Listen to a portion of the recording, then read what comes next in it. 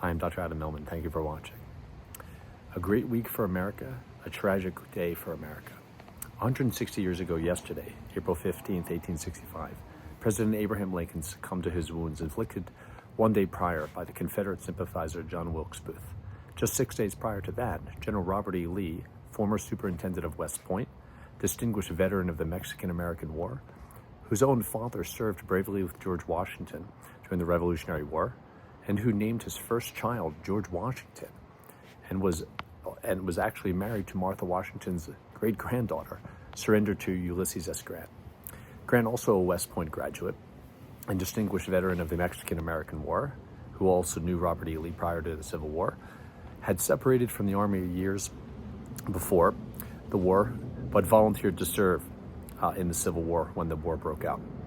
He struggled with alcohol and poverty in the years prior to the Civil War, but ascended through the ranks of the Army, eventually becoming General-in-Chief of all Union armies, and chased Lee across the South for over a year. Lincoln, for years, has struggled to find a general who could take the fight to Lee, so to speak, and the South. And now he had found one in Grant.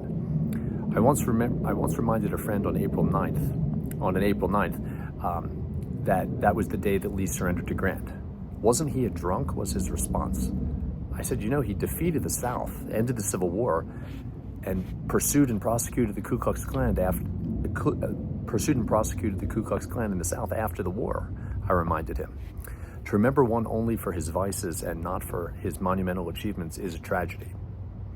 3 days later, April 12, 1865, General Joshua Lawrence Chamberlain of Maine, who volunteered because of his disdain for slavery, and who is actually depicted on my son's shirt in the thumbnail for this video, was a professor of oratory, rhetoric, and natural theology, of all things, at Bowdoin College before the war.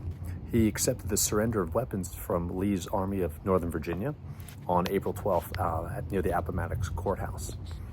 Chamberlain was shot several times during the war and almost succumbed to his wounds more than once. After his men ran low on ammunition, he still would not retreat, as he knew that the Confederates would likely sweep in behind and outflank the Union Army, and therefore win the Battle of Gettysburg, and perhaps the Civil War, in fact. Instead, despite being low on ammunition and knowing that he couldn't retreat, he ordered a bayonet charge at the Battle of Little Round Top and won the day. The Confederates surrendered to him.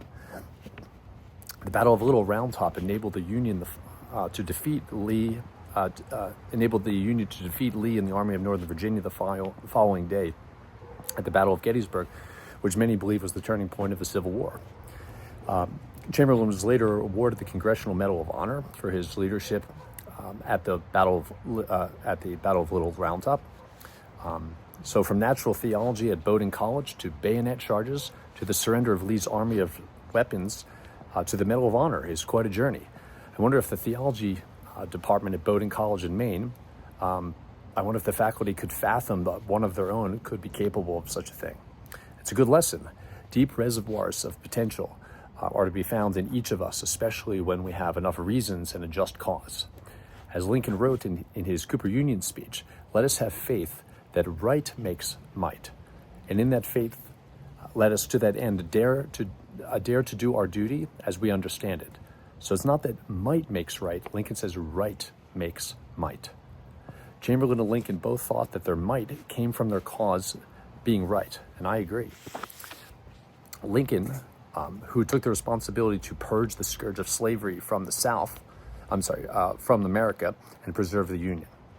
He was raised in poverty in a one-room dwelling with a dirt floor. He took part in burying his own mother when he was only 9 years old, later lost 2 of his own children, battled severe depression, and was almost completely self-taught. Yet he would be the liberator of the enslaved people and the victor of the War of Rebellion, also known as the Civil War. I doubt many thought that Lincoln, Chamberlain, and Grant, at various points in their lives, could have played such pivotal roles in American history. The preservation of the Union, the liberation of the slaves, the defeat of the Confederacy. And Lee, from heroism and patriotism to the defense of a Confederacy built on slavery, from West Point to rebellion and treason, a lack of moral clarity, led to carnage for the United States of America. About 2% of the country died in the American Civil War. About 7 million people in 2025 numbers in only 4 years. Just truly, truly tragic. This week we also commemorate the liberation of the nation of Israel from its bondage in Egypt 3,300 years ago. The story of Passover. The leader and liberator, Moses, like Lincoln, was an unlikely, unwilling leader, not eloquent and reluctant, but almost forced into the role, fulfilled his duty. He and Lincoln were unlikely liberators, but liberators nonetheless. We should remember that when we doubt the potential of others. Thanks for watching.